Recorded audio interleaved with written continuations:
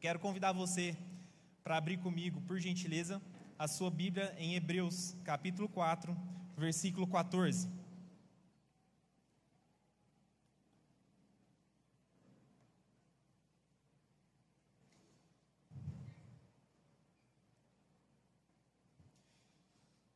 Hebreus, capítulo 4, versículo 14. O tema dessa mensagem, irmãos, é o trono da graça.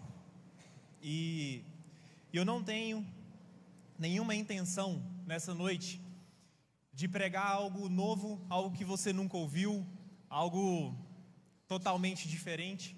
Eu quero dizer para você que a minha intenção é realmente lembrar aos nossos corações aquilo que nós já sabemos, algo que nós já temos certeza, mas que às vezes, se a gente não tomar cuidado, a gente acaba dormindo no ponto, a gente acaba deixando passar, e a gente não usufrui por completo de algo que está disponível para nós, e a gente acaba usufruindo somente em parte do que Deus nos disponibilizou. Então, dito isso, eu quero ler o texto com você. O versículo 14 do capítulo 4 de Hebreus inicia da seguinte forma: Tendo, pois, a Jesus, o Filho de Deus, como grande sumo sacerdote que penetrou os céus, conservemos firmes a nossa confissão, porque não temos sumo sacerdote que não possa compadecer-se das nossas fraquezas. Antes, foi ele tentado em todas as coisas, à nossa semelhança, mas sem pecado. Acheguemo-nos, portanto, confiadamente junto ao trono da graça, a fim de recebermos misericórdia e acharmos graça para socorro em ocasião oportuna. Eu quero repetir o versículo 16, que diz o seguinte: Acheguemo-nos, portanto, confiadamente junto ao trono da graça, a fim de recebermos misericórdia e acharmos graça para socorro em ocasião oportuna. Irmãos, como eu disse, o tema da palavra de hoje é o trono da graça. Mas muitas vezes quando a gente fala em graça, nós lembramos apenas da graça salvadora de Deus.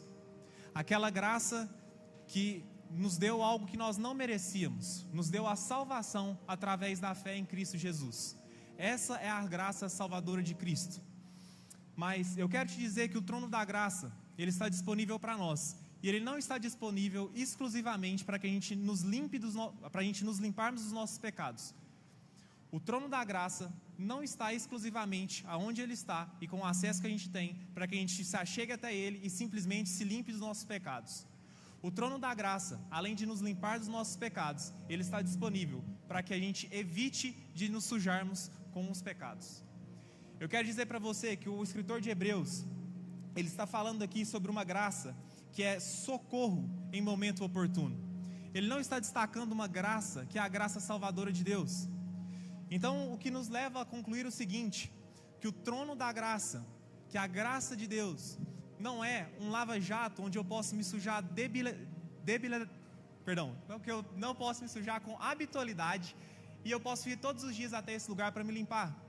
Não é um lugar onde eu posso, consequentemente, cair no mesmo pecado e me chegar até ele para que eu possa ser limpo. O trono da graça, ele vai além disso. O trono da graça, além de te limpar, ele te impede de você se sujar. Amém? E é isso que o escritor de Hebreus está nos dizendo aqui no verso 16. Então, para dividir essa palavra, eu quero tocar em 3 pontos com vocês.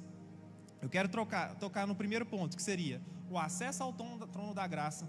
O segundo ponto, o recebimento de misericórdia. E o terceiro ponto, que é achando graça em momento oportuno. E para que a gente possa nos achegar a esse trono da graça, o escritor de Hebreus nos diz que há uma maneira da gente chegar até esse trono da graça. Não é uma forma qualquer, existe uma maneira certa de a gente chegar até esse trono para que a gente possa receber misericórdia e achar essa graça. E qual que é essa maneira? É o que nós vamos falar sobre isso no primeiro ponto. No início do versículo 16, o autor de Hebreus diz o seguinte: Acheguemo-nos, portanto, confiadamente. Quando o escritor de Hebreus ele usa a palavra portanto, ele está usando uma conjunção. E o que é uma conjunção na nossa língua portuguesa? Uma conjunção é uma palavra que faz uma ligação entre orações, entre frases. Então, o escritor de Hebreus, ele está utilizando uma conjunção conclusiva, ele está concluindo algo, ele está dizendo o seguinte: olha, nós podemos nos achegar confiadamente ao trono da graça, por quê? E aí, essa conjunção nos mostra o porquê, porque ele está ligando o versículo 16 aos versículos 15 e 14, e ali está a nossa resposta, o porquê nós devemos e podemos nos achegar com confiança ao trono da graça. E se nós lermos os versículos 14 e 15 novamente, eles vão dizer o seguinte: que tendo nós a Jesus, o Filho de Deus, como nosso grande sumo sacerdote que penetrou os céus, conservemos firmes a nossa confissão. Então, primeiro ponto, por que nós temos confiança? Porque Jesus Cristo é o nosso grande sumo sacerdote, Filho de Deus, que adentrou os céus. E depois disso ele continua dizendo o seguinte: porque não temos sumo sacerdote que não possa compadecer-se das nossas fraquezas, antes foi ele tentado em todas as coisas, a nossa semelhança, mas sem pecado. Irmãos, nós sabemos que o sumo sacerdote, ele tinha uma missão. A missão do sumo sacerdote é que ele tem que reestabelecer a comunhão de Deus com o seu povo, com o homem. No Antigo Testamento, o sumo sacerdote, ele tinha um dia no ano para que ele pudesse adentrar na presença de Deus e oferecer um sacrifício, não só pelos seus pecados, mas pela sua família e por todo o povo de Deus. E ali era reestabelecido a comunhão de Deus e do homem. Mas perceba, o povo de Deus não podia adentrar a presença de Deus. Apenas o sumo sacerdote, uma vez ao ano, poderia fazer isso. Ele adentrava na presença de Deus, então ele oferecia expiação pelos pecados do povo. Só que agora, no Novo Testamento, após a morte de Cristo, ele se torna o nosso grande sumo sacerdote. Ele derrama o seu sangue perfeito naquela cruz, e através do sangue de Cristo, nós temos acesso diário à presença de Deus. Através do sangue de Jesus e da obra de Cristo, nós podemos adentrar confiadamente ao trono da graça. Agora nós não precisamos mais que alguém vá até Jesus, vá até Deus por nós e ofereça algum sacrifício pelos nossos pecados, porque o sacrifício oferecido por Cristo, ele é eterno. E agora a gente pode viver confiadamente, entrando na presença de Deus, porque o que Cristo fez nos deu acesso eterno à presença do Pai. Agora você não precisa de uma agenda, você não precisa de um intermediador, você não precisa que uma pessoa fale sobre os seus pecados para Deus. Agora você, diretamente, em comunhão com Deus, pode adentrar confiadamente ao trono da graça, porque Cristo fez um sacrifício por você. O sangue de Cristo é o responsável para nos dar a confiança de entrar no trono da graça. Então eu quero te dizer o seguinte, que o trono da graça, ele não é acessado com confiança na semana em que você não pecou. O trono da graça não é acessado com confiança porque você fez uma boa obra. O trono da graça não é acessado com confiança porque você não mentiu essa semana. O trono da graça não é acessado por confiança porque você não passou alguém para trás. O trono da graça não é acessado por confiança porque você impediu alguém de fazer algo mal. Não, irmãos. O trono da graça só é acessado por confiança porque Cristo nos deu esse acesso.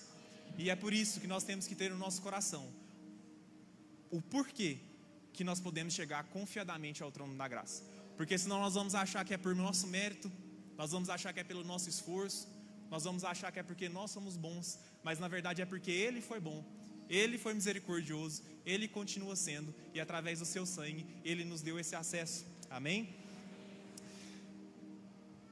O teólogo Walter Henriksen, ele nos diz que nos impérios do Oriente Médio, durante os tempos bíblicos, só uma pessoa tinha permissão de entrar na presença do rei sem ser convidado. E essa pessoa que podia entrar na presença do rei sem ser convidado era o seu filho primogênito, o herdeiro do trono. Ele nos diz que nem a própria rainha tinha permissão para entrar na sala do rei e falar diretamente com ele sem agendar um horário, sem uma permissão. E fazendo um paralelo com esse texto, fazendo um paralelo com o Evangelho, Jesus, o filho primogênito, ele nos deu esse livre acesso para que a gente possa entrar na sala do rei e falar com ele quando a gente quiser. A gente não precisa de avisar ele mais. A gente não precisa de um convite mais, irmãos. O convite de Deus já foi feito para você, lá na cruz. Agora, a partir de hoje, não tem um convite, não tem um chamado, é eu e você, colocando o nosso coração diante do trono dele, dizendo: Deus, eu agradeço pelo sacrifício de Jesus, eu estou aqui para me relacionar com o Senhor. Amém? Esse é o primeiro ponto da nossa palavra. Achegamos ao trono da graça. Chegamos confiadamente ao trono da graça. E agora? Agora nós recebemos a misericórdia de Deus. O segundo ponto é sobre o recebimento da misericórdia. O escritor de Hebreus, ele faz uma distinção. Ele diz o seguinte: que nós devemos achegar, portanto, confiadamente ao trono da graça, a fim de recebermos misericórdia e acharmos graça. E por que ele faz essa distinção? Eu quero dizer para vocês, irmãos, que a misericórdia que está disponível diante desse trono da graça é como se fosse um presente que estivesse estendido a nós. E o nosso papel é chegar até esse trono, estender as nossas mãos e pegar esse presente. Mas a graça para socorro em momento oportuno, ela deve ser achada, porque dependendo do momento, nós vamos precisar de uma graça diferente. Então a misericórdia é uma misericórdia que ela se renova todas as manhãs, independente do que você faça. A misericórdia de Deus, ela está sobre nós, através do trono da graça, todos os dias, entregue para que a gente possa esticar as nossas mãos e a gente possa pegar ela. O teólogo inglês Westcott, ele faz a distinção da misericórdia e da graça de Deus de um modo sucinto. Ele diz o seguinte: que a misericórdia, ela deve ser tomada porque é estendida ao homem no momento de sua fraqueza. Já a graça é para ser buscada, porque o homem vai necessitar dela de acordo com a sua necessidade.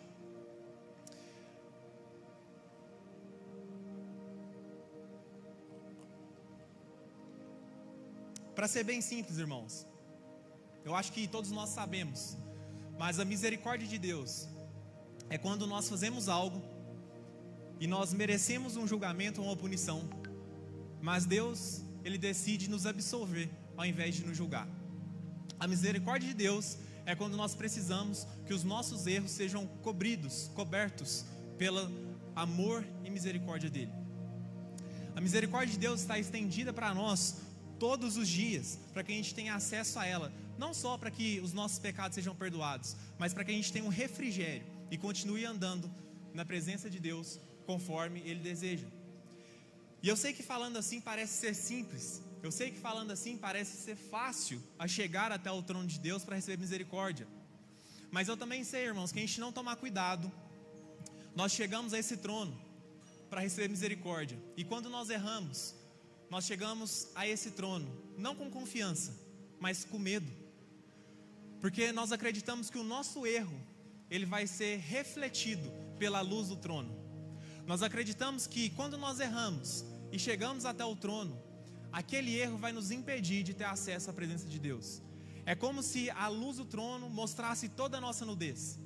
E aí o nosso instinto é fazer a mesma coisa que Adão fez, é dizer: Deus, eu estou nu, e eu não quero contato com o Senhor não pode me ver, eu preciso de me esconder, eu preciso de esconder a minha nudez. Mas eu quero te dizer que quando nós chegamos ao trono da graça, a luz do trono, a iluminação do trono, ele não mostra a sua nudez, porque você está coberto pelo sangue de Cristo. Ao invés de Deus olhar para as suas falhas, os seus erros e pelo aquilo que você fez, Ele está olhando pelo sacrifício de Jesus naquela cruz, e por isso a misericórdia estará estendida sobre você. Não há espaço para que o seu erro seja colocado em holofote ou num telão, porque o que está em evidência, irmãos, não é a nossa vida, mas a vida de Jesus através de nós. Então esse não pode ser um empecilho para a gente chegar através do trono com culpa ou com desconfiança, porque a partir de a morte de Cristo e a ressurreição dele, nós temos misericórdia a todo momento disponível para nós. E a palavra de Deus nos diz lá em João, no capítulo 8, que uma certa vez uma mulher foi pega em adultério, e alguns escribas pegaram ela e levaram até Jesus, e eles disseram: olha, mestre, essa mulher foi pega em adultério, e a lei de Moisés diz que a gente tem que apedrejar ela pelo que ela fez. O que o Senhor nos diz? Irmãos, até aquele momento, aquela mulher estava recebendo tudo o que ela merecia.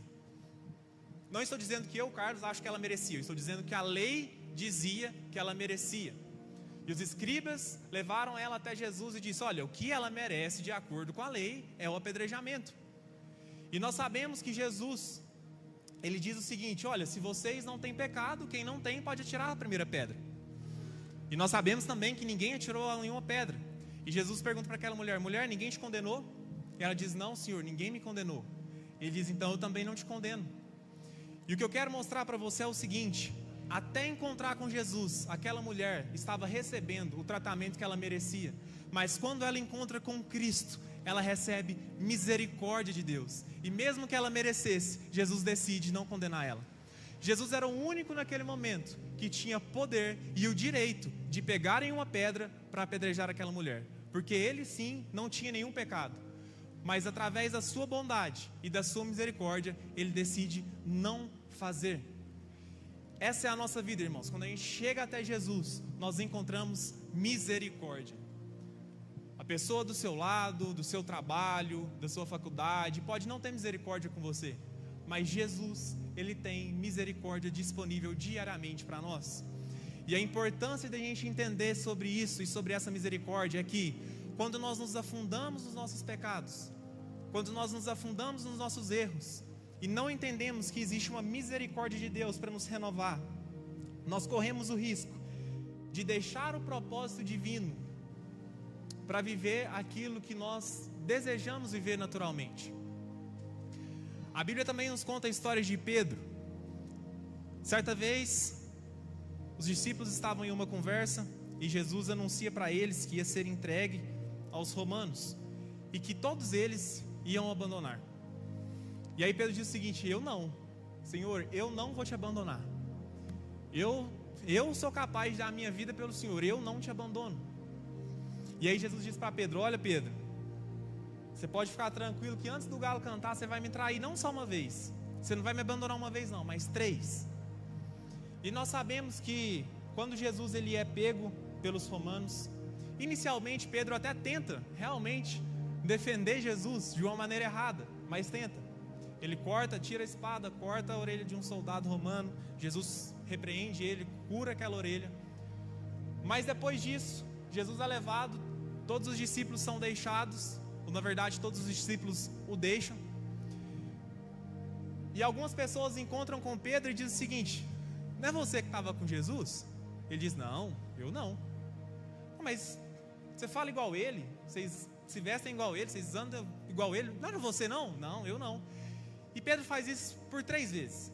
Ele nega Jesus por 3 vezes. Cristo é morto, Cristo é crucificado.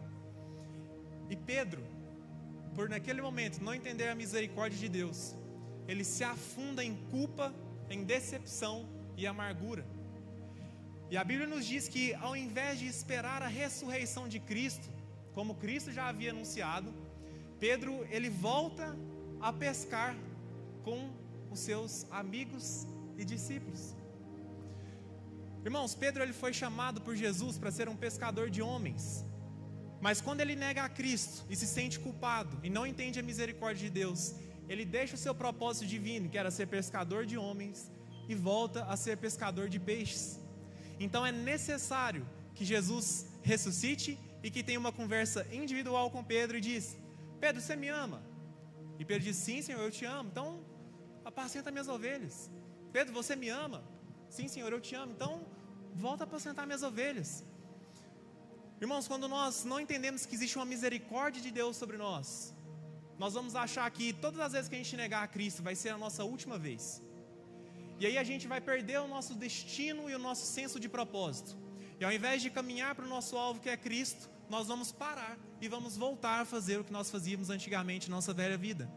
Porque a gente não vai ter um refrigério da misericórdia de Deus. O que a gente vai ter é culpa e decepção com a gente mesmo.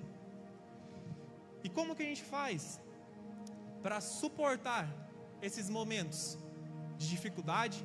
Como a gente faz para passar por esses momentos de dor e por essas situações? É aí que a gente entra no terceiro ponto. E o terceiro ponto é achando graça em momento oportuno. O escritor de Hebreus nos diz que quando nós chegamos ao trono da graça confiadamente, existe uma manifestação, uma porção de graça, que ela é entregue para nós, para o nosso socorro, dependendo do momento que nós estivermos passando.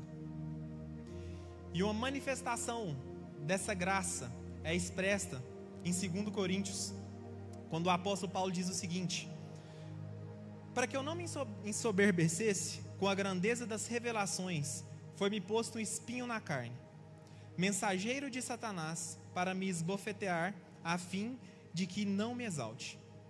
Por causa disso, 3 vezes pedi ao Senhor que o afastasse de mim. Então ele me disse: a minha graça te basta, porque o poder se aperfeiçoa na fraqueza. De boa vontade, pois, me gloriarei nas fraquezas, para que sobre mim repouse o poder de Cristo. Pelo que sinto prazer nas fraquezas, nas injúrias, nas necessidades, nas perseguições, nas angústias, por amor de Cristo. Porque quando sou fraco, então é que sou forte. Eu quero repetir o versículo 9, que diz o seguinte: então ele me disse: a minha graça te basta, porque o poder se aperfeiçoa na fraqueza. Irmãos, o apóstolo Paulo estava expondo alguns fatos da vida dele com o Evangelho. E neste capítulo ele estava dizendo o seguinte: que ele foi elevado a um lugar de revelação, onde ele viu coisas e ouviu coisas de Deus e sobre Deus, que nem seria lícito aos homens pronunciar. E ele diz o seguinte: eu fui colocado nesse nível, e para que eu não ficasse prepotente, para que eu não ficasse arrogante, para que a soberba não tomasse conta do meu coração, foi colocado um espinho na minha carne. E nós sabemos que o apóstolo Paulo foi uma das pessoas mais perseguidas do Evangelho. Ele sofreu um naufrágio, ele foi picado por cobra, ele foi aprisionado, chicoteado, irmãos, apedrejado, tudo que tinha para sofrer, ele sofreu. E como, irmãos, que um homem é capaz de sobreviver a uma picada de cobra, a chicotadas, a prisões, a apedrejamento, a naufrágio? Como que um homem, naturalmente falando, seria capaz de suportar todas essas coisas? E ele mesmo nos diz que Deus disse para ele: a minha graça te basta. Perceba que o apóstolo Paulo diz que por 3 vezes ele pediu ao Senhor para que o Senhor tirasse isso da vida dele, mas que Cristo respondeu: a minha graça te basta. Irmãos, existem situações em que nós só vamos conseguir passar por elas através da graça de Cristo, porque, como eu disse, a graça de Deus, ela não se manifesta apenas através da salvação, mas a graça de Deus, ela também está disponível para nós, para fortalecimento, para encorajamento, para que nós possamos suportar coisas que nós não seríamos capazes de suportar naturalmente. Como eu disse, a graça, ela não é um voucher para que a gente possa se limpar o tempo todo, mas ela também é uma força para que a gente evite cair na mesma sujeira o tempo todo. Se você levanta, meu irmão, todos os dias, e você continua mentindo todos os dias, a graça de Deus está disponível não só para te salvar e te limpar todos os dias, mas para te ajudar a não mentir mais. Se você acorda todos os dias e você não sabe lidar com a sua esposa ou com o seu marido, eu quero te dizer, irmão, a graça de Deus, ela está disponível através do trono, não só para salvar a sua família, mas para ajudar a sua família a viver de acordo com o testemunho de Cristo. O trono da graça de Deus está disponível para que a gente possa viver uma vida conforme Cristo viveu, porque assim como diz no versículo 15, o escritor de Hebreus, Jesus foi tentado em todas as coisas assim como nós fomos, mas com uma diferença: ele não pecou. Irmão, se você sabe o que é a tentação que você vive, imagina Jesus, que passou por ela também, mas ele não pecou. Eu quero te dizer que a graça de Deus está disponível para que você vença esse pecado. E o pecado não é vencido, irmãos, através do seu mérito. Não adianta você contar: essa semana eu fiquei 100, 2 dias eu fiquei 100, achando que você sozinho vai conseguir vencer algo que só Cristo foi capaz de vencer. O sangue de Jesus, ele veio para nos lavar, para nos purificar, para nos salvar, mas ele veio também, irmãos, para nos fortalecer e nos fazer a imagem e a semelhança dele. O sangue de Cristo, ele está disponível tanto para nos salvar, mas também para nos empoderecer, nos dar empoderamento, para que a gente possa vencer as situações adversas das nossas vidas. Existem situações, irmãos, como o apóstolo Paulo passou, que somente a graça de Deus vai poder nos sustentar. E eu quero te dizer que a graça salvadora de Deus, ela manifesta sim a glória de Deus. Quando alguém é salvo por Cristo, a glória de Deus é manifesta. Mas eu quero te dizer que quando alguém supera as adversidades e as tentações através da graça de Deus, a glória de Deus também é manifesta nesse momento. Quando alguma pessoa olha para você que pecava o mesmo pecado todos os dias e agora não peca mais, através da força da graça de Deus, a glória de Cristo está sendo revelada pelo poder dele. Porque a pessoa não está olhando para você e dizendo, tá, Cristo te salvou, mas ela está dizendo, Cristo te salvou e Ele te mudou. Eu conhecia você e eu sei que você não seria capaz de fazer isso. Como você fez? E esse é o momento, irmãos, da gente declarar, foi pela graça de Deus. A graça de Deus não é um bordão que a gente tem que falar a todo momento e deixar de usufruir do poder. Nós temos que nos lembrar que o poder da graça de Deus está disponível para nós em todas as circunstâncias, todas. Se você tem uma situação no seu trabalho que você não consegue passar naturalmente, meu irmão, eu quero te dizer, a graça de Deus está disponível para te ajudar. Se você tem uma situação na sua família que você acha que não tem salvação, eu quero te dizer que a graça de Deus está disponível para te ajudar. Porque pela graça de Deus, Jesus quer nos dar autoridade sobre aquilo que nos prendia. Só para finalizar, eu quero falar sobre um texto em que Jesus, em João 5, ele estava chegando em Jerusalém, e ele chega em um tanque, chamado tanque de Betesda, e ali ele vê um homem que estava deitado e enfermo há mais de 38 anos, então Jesus chega até ele e diz o seguinte, você quer ser curado? E aí o homem diz para Jesus, olha mestre, é o seguinte, quando a água se move, tem que pular lá dentro para ser curado, só que tem 38 anos que eu estou aqui, e aí quando eu tento entrar para dentro da água, tem um monte de gente que vai antes de mim, e não tem ninguém para me ajudar e me colocar lá dentro, não tem ninguém para me carregar e me jogar lá dentro, então sempre que eu tento chegar até as águas, alguém já pulou antes de mim. E Jesus diz o seguinte para ele, pega o seu leito, levanta e anda. E aquele homem ele é curado e sai levantando com o seu leito debaixo dos braços. Eu quero te dizer, meus irmãos, que a graça de Jesus, além de nos salvar, ela também está disponível para nos libertar daquilo que nos aprisiona. E não só te libertar, mas te dar autoridade sobre aquilo que te aprisionava. Irmãos, você não vai ser só liberto do leito que você carregava, mas você mas você vai ser colocado em uma autoridade para carregar esse leito. Existem situações que realmente nos aprisionam, mas a graça de Deus ela é suficiente para nos libertar. E para isso a gente tem que buscar essa graça. Buscar essa graça de Deus diariamente, através do acesso ao trono da graça. Porque como nós dizemos e nós já entendemos, a misericórdia, ela é recebida, mas a graça ela é achada. Eu quero te encorajar para que se você está passando por alguma situação que você não consegue vencer, que você não consegue ver vitória, eu quero te dizer que a graça de Deus, ela consegue vencer por você. Deus, Ele tem prazer em te salvar, porque a salvação do homem reflete a glória dele. Mas eu quero te dizer que Deus também tem prazer em te fazer parecido com Jesus. Eu quero te dizer que Deus tem prazer em te colocar em autoridade sobre o pecado. Porque para Deus, irmãos, não interessa para Ele te salvar, mas ver você se sujando diariamente com as mesmas coisas.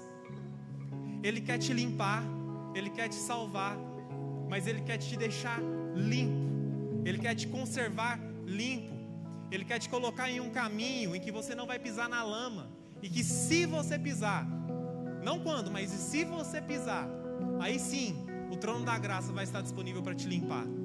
Porque nós não servimos a um Deus que tem o trono do pecado, mas nós servimos a um Deus que tem um trono da graça disponível diariamente para nós.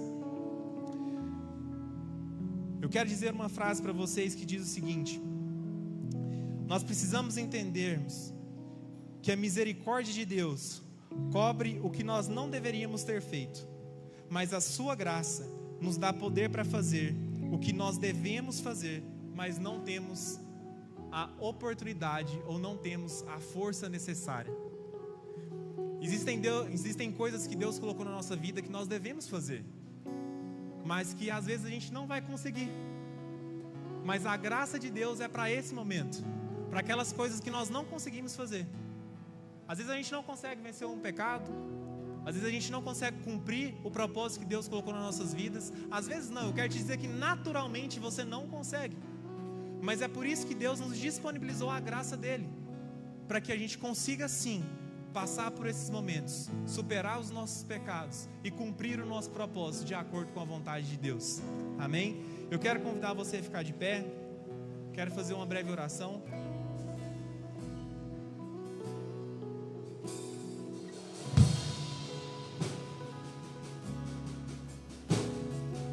Eu quero te convidar a fechar os seus olhos,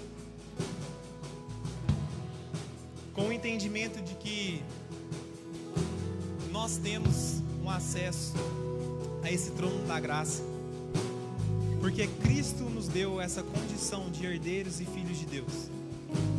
Com o coração quebrantado nós podemos ter acesso à presença do Pai, e eu quero te convidar a acessar essa presença nesse momento. Acessar essa presença para receber misericórdia. Você que se sente carregado, se sente culpado, eu quero te dizer que Jesus, Ele já cobriu o seu passado, e Ele já se esqueceu daquilo que você não deveria fazer. Nós devemos também manter o nosso coração firme em oração, para que a gente possa encontrar graça para socorro nos momentos oportunos. Então, seja qual for o momento que você estiver passando, seja qual for a dificuldade que você esteja enfrentando, seja qual for o pecado que você deseja vencer, eu quero te convidar a realmente acessar esse trono e pedir graça de Deus, para que os objetivos e os propósitos de Jesus possam se cumprir na sua vida. Pai, nós oramos nesse momento para que a sua glória seja revelada. Nós nos achegamos até o Senhor, Pai, porque nós sabemos que nós não merecíamos ter acesso à sua presença, mas através da obra e do sangue de Jesus, nós temos livre acesso ao Senhor. Nós pedimos, Pai, mantenha o nosso coração humilde, mantenha o nosso coração quebrantado, mantenha o nosso coração conectado ao Senhor. Pai, traga às nossas mentes, aos nossos corações, que nós temos um privilégio de acessar diariamente a sua presença. Jesus nos deu um desejo de se encontrar com o Senhor todos os dias, de orar ao Senhor todos os dias, de ler a sua palavra todos os dias. Pai, nos traga a verdade no nosso coração, o entendimento que se a gente precisar, a gente pode ir até o Senhor para nos lavar, mas que o nosso desejo seja não entrar em nenhuma sujeira que desagrade o seu coração. E para isso, Jesus, que o Senhor possa derramar graça para o nosso socorro, que nos momentos de tentação, Jesus, nós possamos recorrer a você, que nos momentos de tentação, antes mesmo da gente pecar, que a gente possa olhar para o Senhor e dizer: Jesus, derrame a sua graça sobre mim. Jesus, me ajude a passar por essa tentação. Jesus, me ajude a passar por essa situação, porque eu não consigo, mas eu sei que o Senhor já conseguiu por mim. Então, Deus, que o seu sangue, que o sangue do seu Filho possa ser mais que suficiente para nos encorajar a alcançar o nosso propósito, a alcançar o nosso alvo, a terminar a nossa carreira, a guardar a nossa fé. Jesus, que nós possamos ter a ciência de que o Senhor é único, o Senhor é necessário e o Senhor está disponível todos os dias das nossas vidas para nos ajudarmos a ser cristãos melhores, maridos melhores, filhos melhores, esposas melhores, profissionais melhores, estudantes melhores. Jesus, que através da sua graça a glória de Deus possa ser manifesta, que através da sua graça as pessoas possam olhar para nós e elas possam entender que não existe mérito, mas existe amor e favor derramado sobre a sua igreja, em nome de Jesus, amém. Permaneça com seus olhos fechados. Repita comigo uma oração dizendo: Senhor meu Deus, nesta noite eu ouvi a sua palavra e ela gerou fé no meu coração. Eu entendi que a salvação é pela graça, mediante a fé em Jesus Cristo, e essa mesma graça me santifica. Por isso, ó Deus, escreve o meu nome no livro da vida, pois eu me arrependo dos meus pecados. Eu creio com o coração, confesso com a minha boca que Jesus é o meu Senhor e Salvador. Amém. E ainda com os olhos fechados, aí mesmo no seu lugar, se nesta noite você fez essa oração, entregando a sua vida a Cristo, aí mesmo no seu lugar, levante a sua mão bem alto. Nós queremos orar por você. Eu vejo mãos levantadas. Deus te abençoe. Deus abençoe vocês. Deus abençoe. Deus abençoe. Pai, eu te apresento cada um dos meus irmãos, das minhas irmãs que ergueram as mãos. Eu te peço, ó Deus, que a tua graça salvadora venha abraçá-los nesse momento, ó Deus. Que a tua bondade possa envolver esses corações e que eles possam desfrutar desde já do poder regenerador do teu Santo Espírito, ó Pai. Eu te agradeço porque novas histórias estão sendo consolidadas nessa noite, ó Pai. E que cada uma dessas vidas, Pai, possam caminhar debaixo do seu favor, debaixo da sua graça, crescendo dia após dia, por meio do discipulado proposto pelo Senhor, ó Deus.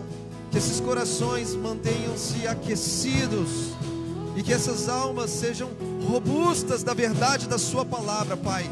Livra a vida dos nossos novos irmãos de todo o mal, porque hoje é o primeiro dia do resto da vida deles, onde tudo se faz novo, Pai, nesses corações e nessas famílias, Pai.